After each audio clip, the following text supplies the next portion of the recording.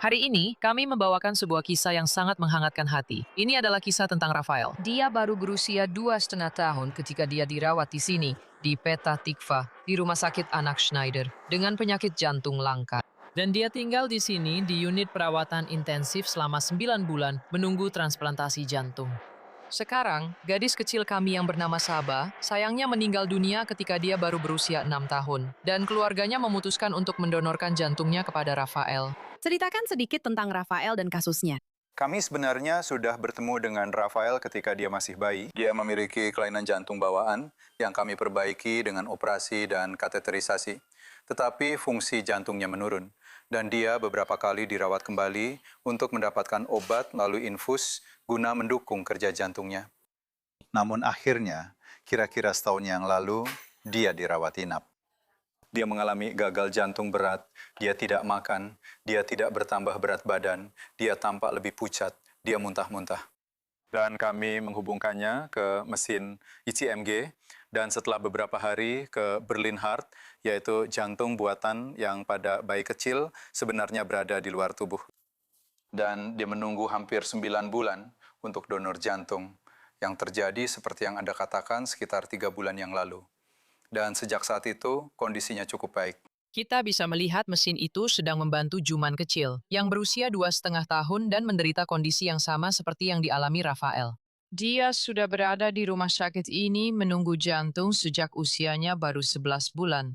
Berlin Heart adalah pompa jantung mekanis yang sementara mengambil alih kerja jantung yang gagal, menjaga anak-anak seperti Juman dan Rafael tetap hidup saat mereka menunggu transplantasi jantung. Dan awalnya tidak sulit. Awalnya, itu sulit baginya. Dia tidak mengerti kenapa ada selang yang terhubung ke tubuhnya dan koper itu. Dan dia harus pergi kemana-mana dengan koper ini. Tapi perlahan dia menyadari bahwa sebenarnya itulah yang melindungi jantungnya dan mereka sedang menunggu transplantasi jantung. Dia memeluknya, membungkusnya. Dia benar-benar mengerti bahwa itu sebenarnya melindunginya. Setiap kali dia tidur, dia harus menghubungkannya ke charger. Dan saat dia berjalan-jalan, alat itu punya baterai yang tahan selama 3 jam. Jadi dia bilang ke aku, "Bu, aku butuh baterai baru. Aku harus mengisi dayanya." Saat dia mau tidur, dia bertanya padaku, "Bu, sudah kamu sambungkan ke charger belum?" Dia benar-benar sadar akan hal itu dan terus memeriksa apakah semuanya baik-baik saja. Apakah alatnya tidak berbunyi. Aku selalu memperhatikannya, memeriksa kalau semuanya baik-baik saja. Kalau kita lihat Rafael, seberapa besar perbedaan anak ini sekarang, sebelum operasi dan setelah operasi?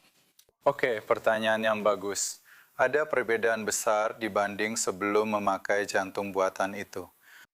Dia mengalami gagal jantung parah, dia tidak makan, dia muntah-muntah, dia pucat, dia tidak bisa bangun dari tempat tidur ini.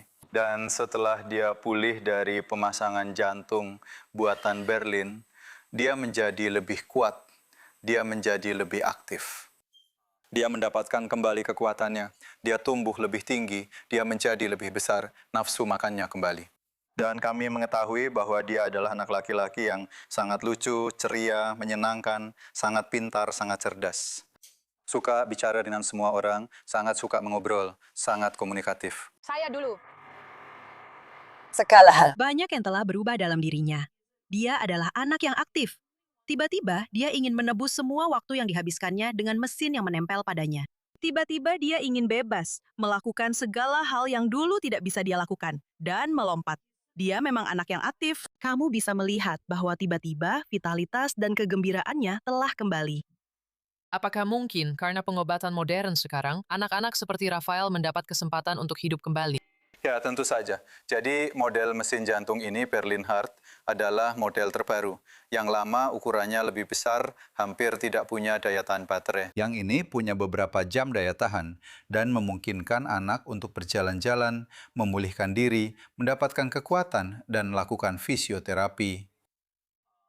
Jadi tentu saja semua ini berkat teknologi. Dan bagi keluarga Rafael, teknologi inilah yang telah mengembalikan kehidupan anak kecil ini.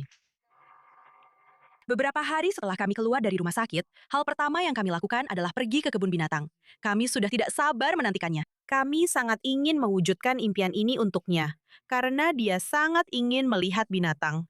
Itu sangat menyenangkan.